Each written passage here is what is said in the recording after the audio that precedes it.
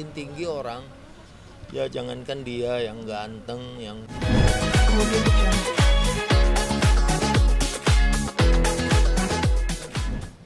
Leslar Handphonenya enggak. yang kemudian menjadi viral akibat adanya KDRT. Ustadz sebagai guru rohani mereka mungkin ada nasihat nggak Ustadz yang mau disampaikan mungkin?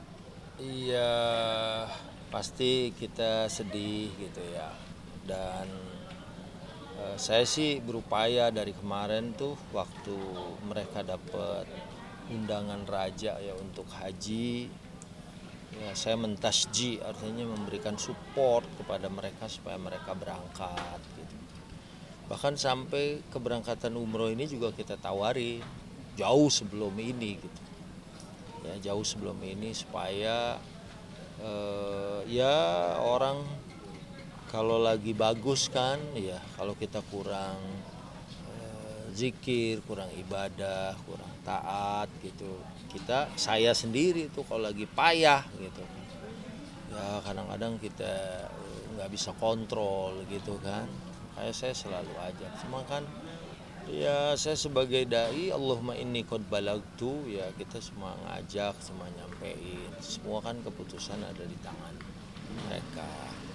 Kalau Dede sih termasuk yang besok pun dia sebenarnya mau ikut, cuman kan dia juga sebagai seorang dedicated wife ya,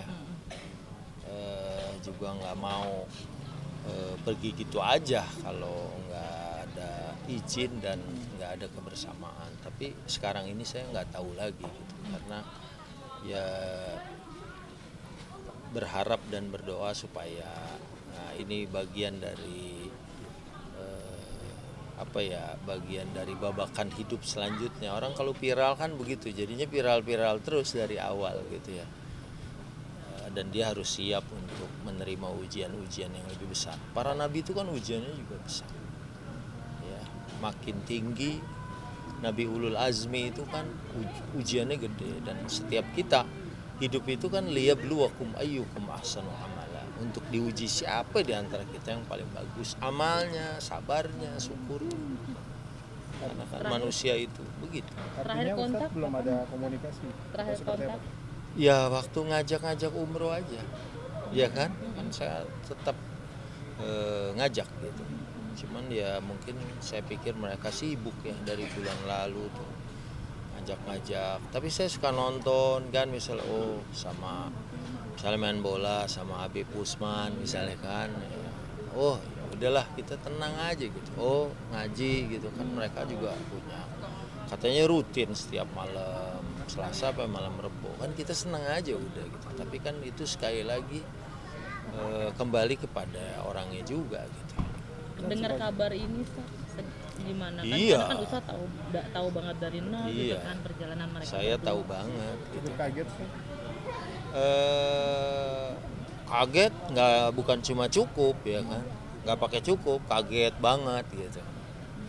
Pakai banget, kalau cukup kan dikit berarti ya kan. Kalau ini Menyangka nggak sih Ustadz, atau karena kan Ustadz tahu banget mereka enggak berdua gitu, enggak khususnya menyangka yang lagi. gitu, karena kan mereka di kamera apalagi gitu kan, kita sih ngelihatnya baik-baik gitu kan.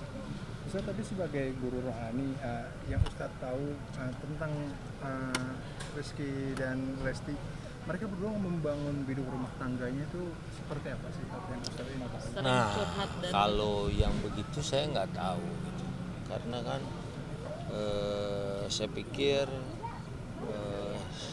ya kita kan orang lain gitu ya, artinya walaupun sempet kita tuh sangat dekat, tiap hari syuting bareng gitu kan, duduk-duduk bareng, makan bareng gitu kan, itu ya kalau udah ini orang tuanya aja kan sebenarnya memberikan kebebasan kan, dia mau sebagai pemimpin, dia sebagai yang dipimpin gitu kan, diberikan kebebasan gitu kan. Cuman kan ya dalam perjalanannya memang kita belum kenal orang kalau belum bermalam sih gitu.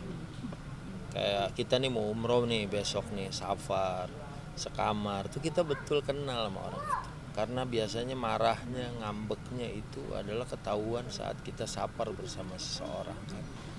Kalau enggak kita ya baru lihat kulit-kulitnya doang kan gitu. Ustaz, Dede sampai sampai saat ini, sampai detik ini masih terbaring di rumah sakit. Ya mudah-mudahan ya apa ya, mungkin menenangkan diri gitu kan, supaya ini kan shock ya, gitu aja jatuh gitu kemarin kan, misalnya wah cuman jatuh begitu ya kan, kenapa nih, jangan begini kan, mungkin ada khawatir. Ustaz melihat sosok Bilar sendiri sebagai pribadi mungkin seperti apa? Ya kalau kita lihat dari kulit kan, dari luar kita kan ketemunya begitu aja ya kan, artinya belum juga melaksanakan perjalanan yang jauh ke suatu tempat ya kan. Dan ya kemarin saya waktu ngobrol-ngobrol sama teman-teman yang lain gitu ya, yang sering kerja bareng ya, misalnya kayak Irfan Hakim kan, mereka malah jadi host bareng, Ramzi misalnya kan nice guy ya kan, orang yang asik gitu ya kan, kita juga nggak nyangka. Oke, Ustaz, kalau dari kacamata Islam, cara mendidik istri seperti apa Ustaz? Karena kan yang banyak Ya mendengarkan kalau harus ada, kalau tidak bisa dibilangin ada pemukulan. tulang rusuk itu kan kalau didiemin dia akan bengkok terus, tapi kalau diluruskan dengan kasar dia akan patah. Ya, dan kebetulan saya di S2 saya tuh jurusan tafsir, mentafsir surat An-Nisa ayat 34 itu ya, tentang nusyuz itu memang disebut fa'idhuhunna, nasehatin. Jadi si kepala keluarga ini harus memberikan arahan ya, karena nomor satu fa'idhuhunna, nasehatin. Kemudian kalau nggak bisa wahjuruhunna fil madaji, pisahin dia dari tempat tidur. Okay. Terus yang ketiga wadribuhunna, pukul dia. Teks ini ada di dalam Al-Quran, tapi mufassir pertama Quran itu adalah Rasul. Rasul kenyataannya tidak pernah melakukan hal itu. Jangankan sama istrinya, sama pembantunya aja nggak pernah. Dan Quran itu kayak misalnya kenapa disebut poligami dulu? Islam tuh menganut poligami apa monogami sih? Karena disebut 2, 3, 4, nggak disebut dari 1. Ada yang berpendapat ini justru monogami karena dikunci di akhirnya fa in khiftum alla ta'dilu fawahidah. Kamu nggak bisa beradil.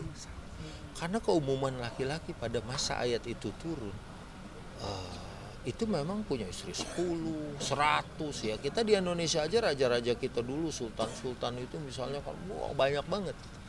Makanya Quran tuh melihat sesuai dengan kondisi yang ada pada masa itu, pada zamannya.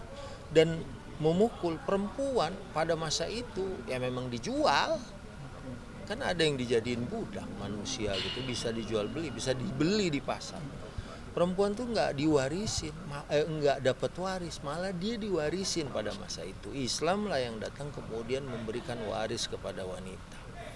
Jadi ya memang yang berlaku pada saat itu mungkin kezalimannya ya, perempuan bisa aja dilemparin ke Sungai Nil misalnya kan, jadi barang, jadi tebusan, jadi apa kan gitu kan pada masa itu.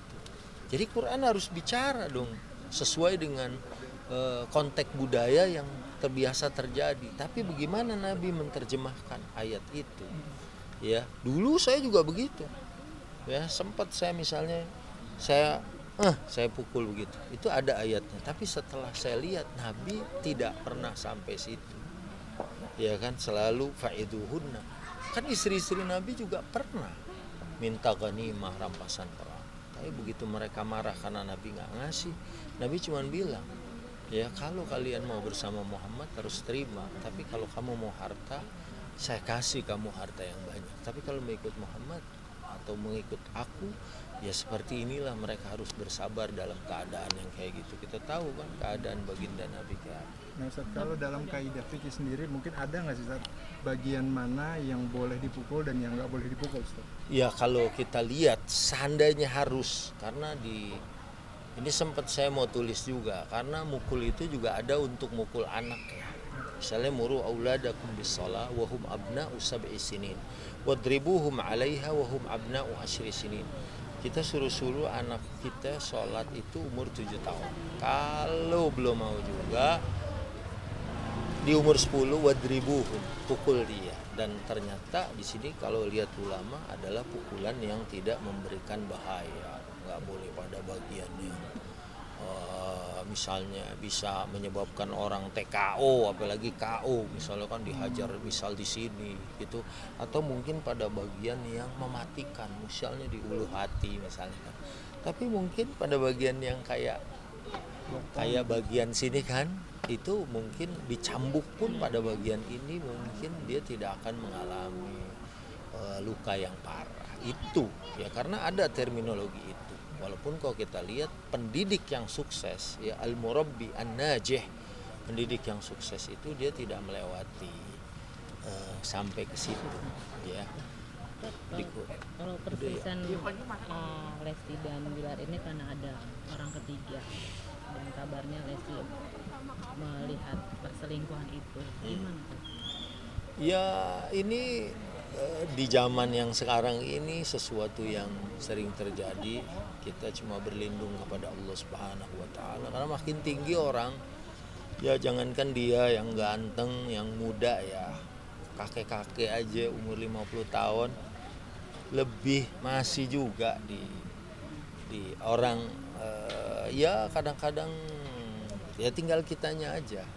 Mungkin kalau kakek-kakek sudah punya pertahanan ya, di samping dianya sendiri udah lemes kali ya kan, udah capek deh ngurusin yang begitu.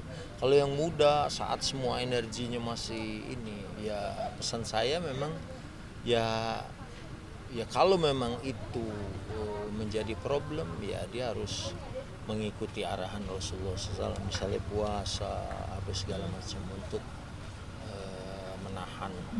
Perpisahan jalan terbaik kah Ustaz?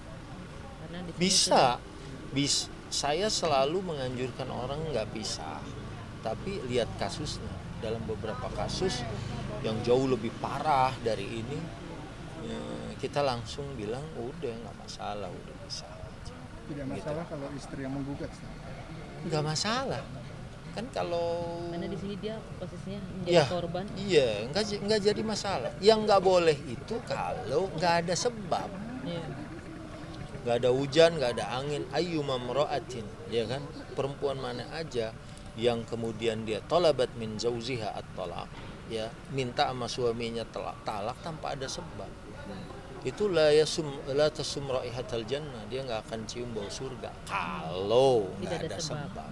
Tapi kalau ini ya kalau ada sebabnya, ya sebab apapun, entah dia nggak bisa memberi nafkah, entah dia misalnya nauzubillah wal iyadzubillah ya, kalau istrinya memang sabar ya, kalau misalnya seorang suami itu menderita satu penyakit yang berbahaya, yang menular ya, yang dia permanen misalnya, kan itu bisa